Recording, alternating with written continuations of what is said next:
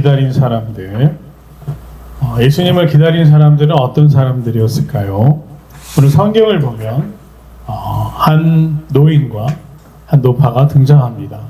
그들의 이름은 시므온과 안나였고, 이 시므온에 대해서 성경은 이렇게 기록하고 있습니다.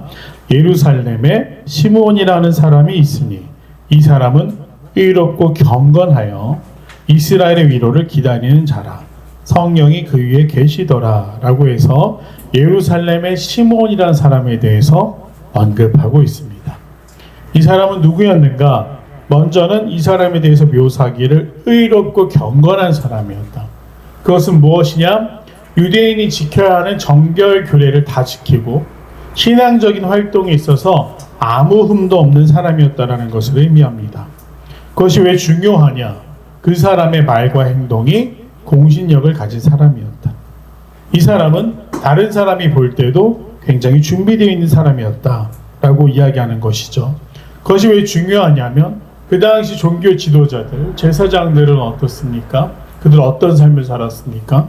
그들은 돈을 따라 살았고 권력을 따라 살았으며, 사두개인, 사독 제사장 가문으로 대표되는 대제사장의 가문들은 헤롯과 결탁해서 이스라엘 사람들에게 아무런 소망도 주지 못하는 그런 존재들이었습니다. 원래 제사장의 역할은 무엇입니까? 하나님과 사람 사이의 다리입니다.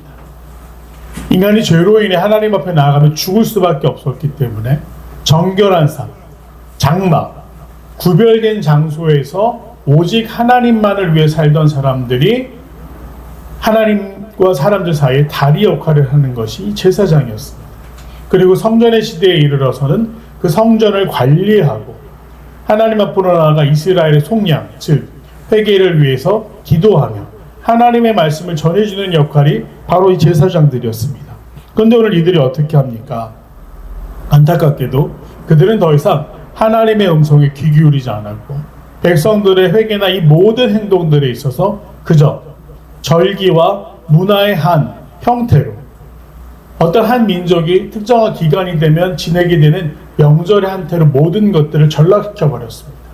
6월절의 원래 의미가 무엇입니까? 구원을 의미합니다. 죽은 가운데 구원을 의미합니다. 그리고 오순절, 초막절은 무엇을 의미합니까? 하나님이 그들을 광야 가운데도 지키셨고 거두게 하셨음을 감사하는 절기입니다.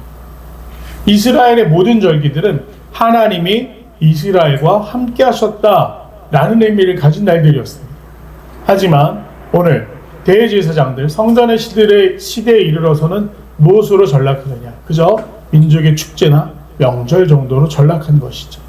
제사장들의 이야기는 더 이상 백성들에게 기쁨과 감사와 소망을 주지 못했습니다. 우리가 간혹 아리수, 수돗물에 대해서 이야기할 때 그 아리수를 관리하시거나 직접 그 공급하는 데 관련되신 분들을 통해서 아리수는 정말 깨끗한 물입니다 라는 이야기를 들을 때가 있습니다. 그런데 정작 현장에서 우리가 수돗물 마시기를 왜 꺼려 합니까? 물이 문제가 아니죠. 그 물이 통과해 오는 관이 문제가 아니겠습니까?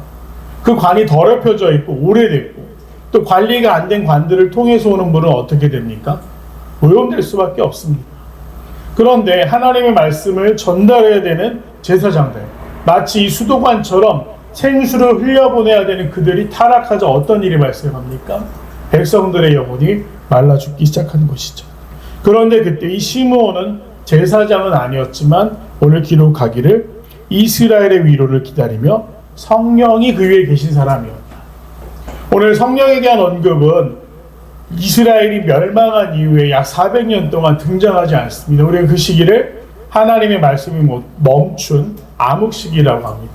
선지자가 등장하지 않았고 아무도 하나님의 말씀에 귀 기울이지 않았습니다. 그런데 오늘 등장하고 있는 시므온은 뭐라고 기록되어 있느냐? 성령이 그 위에 계셨다.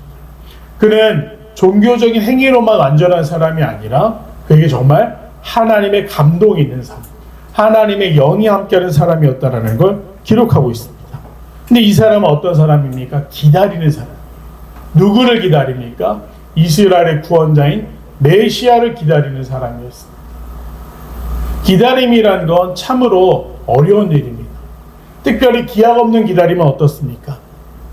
멀리 떠난 가족들이 혹은 역사 속에서 전쟁터에 나간 가족들이 돌아오기를 기다리는 그 가족들의 마음, 매일매일이 안전한지, 무사히 돌아올 수 있는지, 설마 전쟁터에서 목숨을 잃은 것은 아닌지 걱정하는 그 가족들의 기다림 어떻겠습니까? 간절할 것입니다. 이 시므온은 이스라엘을 위해 기다리는 사람이었습니다. 개인의 영리영달을 위해 기다리는 게 아니에요. 내가 부자가 되기 위해, 내가 좋은 사람이 되기 위해, 내가 존경받는 사람이 되기 위해 메시아가 오셨으면 좋겠다, 예수님이 이 땅 가운데 오셨으면 좋겠다 라고 기다리는 게 아니라 누구를 위해 기다립니까? 이스라엘을 위해 메시아를 기다리는 사람이었습니다. 그래서 그는 늘 성전에 머물며 언제 메시아가 오실지 기다렸습니다. 그리고 또 등장하는 사람이 있습니다. 아셀지파 바누엘의 딸 안나. 이 구체적인 배경이 등장한다는 건 실존했던 인물이고, 예수님의 탄생과 예수님의 기다림을 첫 번째 이 사람들이 등장한 시기가 언제냐? 예수님이 태어나시고 정결의식을 하기 위해서.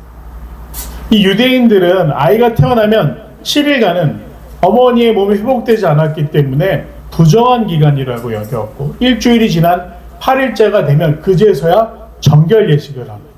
씻고 할례를 행하고 하나님 앞에 그 아이를 드린다라는 그 정결 예식을 하게 됩니다. 자, 헤롯은 다시 인구조사를 명령했고, 그래서 이 요셉과 마리아도 임신한 몸을 이끌고 그 호적을 정리하기 위해 다시 예루살렘을 찾고, 그 예루살렘에 못 미쳐서 예수님을 출산하게 되지 않습니까? 예루살렘에 도착했을 때 출산했기 때문에 오늘 이것이 말이 되는 것이죠. 예루살렘에서 정결 예식을 하기 위해 태어난 지 8일 만에 이제 성전을 찾아 정결 예식을 행하려 했습니다. 그래서 그곳에서 예수님을 기다리던 시므온과 오늘 여선지자라고 불리는 안나란 사람을 만나게 되죠. 그들은 왜 메시아를 기다립니까? 현실이 고통스러웠기 때문입니다. 그 고통스러운 현실 가운데 말씀이 끊기고 이방인이 통치하는 그 시기 가운데 사람들은 둘 중에 하나를 선택해야 됐습니다. 그냥 매일매일 먹고 사는 것에 만족할 것인가, 아니면 바꾸기 위해 고통스럽다도 저항할 것인가, 그것을 고민해야 되는 시기였어요. 저항을 선택한 사람들은 어떻게 합니까? 셀로 땅이라고 불렸습니다. 무장투쟁을 했죠. 단검을 품고 다니며 무력으로 독립을 쟁취하려 했습니다. 로마의 군인이나 로마의 고관대작들을 보면 어떻게든 그들의 생명을 뺏으려고 했죠. 하지만 성공적이지 못했습니다. 그래서 대부분의 사람들이 매일매일을 그저 자신이 메시아를 기다리고는 있지만 표현하지 못하는 그런 시대를 살았다라는 것이죠. 그래서 오늘 이 공식적인 기록, 안나란 사람은 누구였는지, 시므온이 어떤 평판 가운데 있었던 사람인지를 기록하면서 그들이 예수님의 나심이, 아기 예수님이 메시아라는 사실을 공식적으로 인정하는 것을 오늘 말씀은 기록으로 남기고 있습니다. 그래서 예수님이 성전에 오시자 시므온이 뭐라고 이야기를 합니까? 시므온은 그가 주의 그리스도를 보기 전에는 죽지 아니하리라 하는 성령의 지시를 받았더니 성령의 감동으로 성전에 들어가매 부모가 율법의 관료대로 행하고자 하여 그 아기 예수를 데리고 오는지라. 시므온은 아기 예수님을 안고 찬송합니다. 주제여, 이제는 말씀하신 대로 종을 평안히 놓아주시는도다. 내 눈이 주의 구원을 보았사오니 이는 만민 앞에 예비하신 것이요 이방을 비추는 빛이요 주의 백성 이스라엘의 영광이니이다 하니. 이스라엘의 영광이니이다 하니. 그래서 요셉과 마리아는 그 이야기를 놀랍게 여겼다라고 되어 있습니다. 도대체 이 아기, 우리 아이를 어떻게 알아보고 이는 시몬이라고 저 존경받는 노인이 우리를 축복하는가. 그리고 시몬은 한 가지 이야기를 더 하는데 참 어머니의 입장에서는 고통스러운 이야기였습니다. 마리아에게 말하여 이르되 보라, 이는 이스라엘 중 많은 사람을 패하거나 흥하게 하며 비방을 받는 표적이 되기 위하여 세움을 받았고 또 칼이 내 마음을 찌르듯 하리니 이는 여러 사람의 마음의 생각을 드러내려 함이니라 하더라. 시므온은 정확하게 예수님의 인생에 대해서 이야기를 하고 있습니다. 성령의 감동으로 한 말이었습니다. 성령께서 알려주신 예수님의 생애는 무엇이라고 이야기하는 겁니까? 많은 사람을 패하거나 흥하게 할 것이다. 복음대로 살지 않던 사람들, 하나님의 말씀을 가벼이 여기는 사람들은 어떻게 됩니까? 예수님의 말씀 앞에 패하게 됩니다. 바리새인들이 그랬고 사두개인들이 그랬고 또 로마에 부역하던 사람들이 그러했습니다. 그들은 패하게 됩니다. 흥하게 된 것은 누구십니까? 메시아를 기다린 사람. 오늘 예수님이 오시길 간절히 바라는 사람들에게는 예수님이 무엇을 베풀어 주십니까? 첫 번째, 하나님의 나라를 선포하셨습니다. 회개하라, 천국이 가까이 왔다. 이제 이 땅을 통치하시는 것이 로마의 황제나 분봉왕 헤롯이 아니라 하나님이 통치하시는 그 나라가 임할 것이다라는 소망을 다시금 기억나게 하셨습니다. 또 무엇을 하셨습니까? 고치셨습니다. 병들어 고통받던 사람들, 외면당하던 사람들, 아무도 그들의 고통에 귀 기울이지 않던 자들에게 다가가 그들을 건지시고 고치셨습니다. 정말 놀라운 기적들이 일어나지 않습니까? 그리고 마지막 가르치셨습니다. 산상수훈을 통해 팔복의 말씀을 통해 여러 가지 이야기들을 통해 정말 말씀대로 사는 것이 무엇인가 가르치셨습니다. 율법이 말하는 것이 무엇인가 하나님의 사랑이라는 것을 가르치신 것입니다. 그렇게 예수님이 흥하게 하신 사람들이 있습니다. 그리고 비방을 받는 표적이 되게 하실 것이다. 그렇죠. 십자가 위에 달리심을 의미합니다.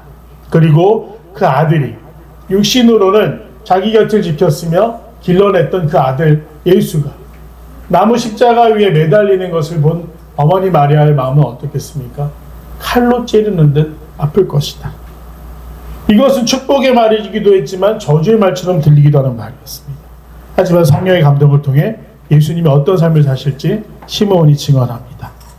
그렇게 해서 예수님에 대한 기다림을 시므온은 그 주변에 있었던 사람들, 성전에 모였던 사람들에게 선포할 수 있었습니다. 또 바로 뒤이어 등장하는 것이 안나라는 여선진자였습니다. 당시 사회적 지위가 낮았던 여성이 성전 안에서 이방인들이나 여인들만 들어갈 수 있는 때까지만 허락되었었는데 그곳에서 안나는 선지자, 무엇을 의미합니까? 위로자였고 하나님의 말씀을 전달하는 사람이었고 그를 찾아오는 사람들에게 기도해 주는 사람이었다는 걸 의미합니다. 그에게는 제사장이라는 신분도 없었고 사회적으로 보장된 신분이 아무것도 없었지만 이 안나는 기도를 통하여 사람들에게 하나님의 위로를 전하는 사람. 그것이 바로 선지자의 역할 아닙니까? 말씀을 통해 소망을 품게 하는 역할. 그것을 하는 사람이 안나였다. 이 여인은 과부가 되었고 그 개인의 삶은 정말 초라하고 힘들었지만 많은 사람들에게 위로를 주는 사람이었고 이 안나가 마침 이때 하나님께 감사하고 예루살렘의 속량을 바라는 모든 사람에게 그에 대하여 말하니라. 오늘 시므온과 같이 많은 사람들에게 예수님, 아기 예수에 대해서 증거합니다. 그래서 오늘 예수님을 기다린 사람들 대표적인 인물로 늘 언급되는 시므온과 안나가 무엇을 했는가?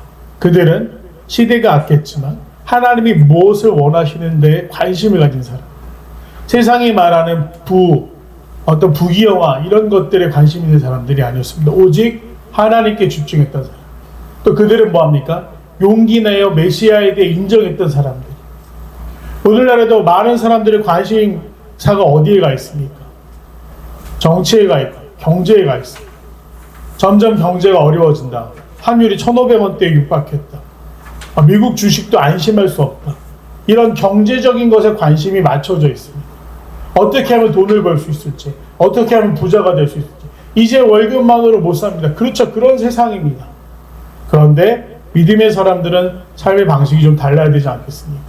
우리가 메시아를 기다린다, 예수님을 기다린다 할 때 이 시므온과 안나에게서 배울 수 있는 것이 무엇입니까?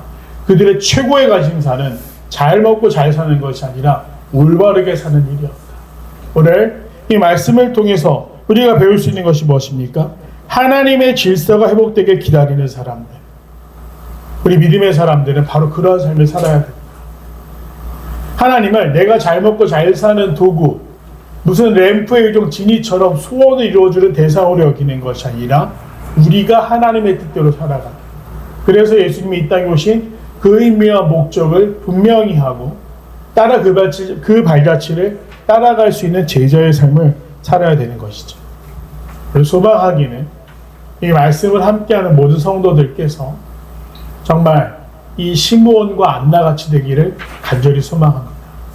예수님을 기다리는 목적이 내가 잘 되기 위함이 아니라 예수님 그분이 보여주신 그 삶, 가르치시고 전파하시고 고치신 그 놀라운 능력의 사건이 오늘날 한국교회를 통해서 이 땅 가운데 이루어지기를, 소망 없이 절망 가운데 살아가는 사람들이 다시금 희망을 품을 수 있는 일이 될 수 있도록 우리가 앞서 믿고 따르고 전할 수 있는 역할을 감당해야 된다는 것입니다. 예수님이 오심을 기다리고 계십니까? 기다린다. 무엇 때문에 기다리는지 우리 마음을 다시 한번 살펴보면서 오늘 정말 하나님의 뜻이 이 땅 가운데 이루어지기를 소망하는 믿음의 사람들, 시므온과 안나와 같이 하나님을 기대하는 사람들로 살아갈 수 있는 귀한 성도들이 되시기를 간절히 소망합니다. 기도하겠습니다. 은혜와 자비가 풍성하신 아버지 하나님 감사합니다. 주님, 우리가 기다립니다. 이 땅 가운데 초림으로 오셨던 그 예수 그리스도의 재림을 기다립니다. 살아가는 우리의 모습이 시므온과 안나와 같이 정말 흑암이 깊은 시대를 살아가지만, 어둠이 깊은 시대를 살아가지만 믿음의 사람들로서 부끄럽지 않게 살아가며 주님을 고대하고 기다리는 삶 살아갈 수 있는 귀한 성도들 되게 하옵소서. 오늘 시므온과 같이 늘 주님 앞에 흠이 없으며 성령으로 충만하게 하시고 안나와 같이 많은 사람들을 위로하는 자들 되게 하여 주시옵소서. 감사드리며 살아가는 예수님의 이름으로 간절히 기도드립니다. 아멘.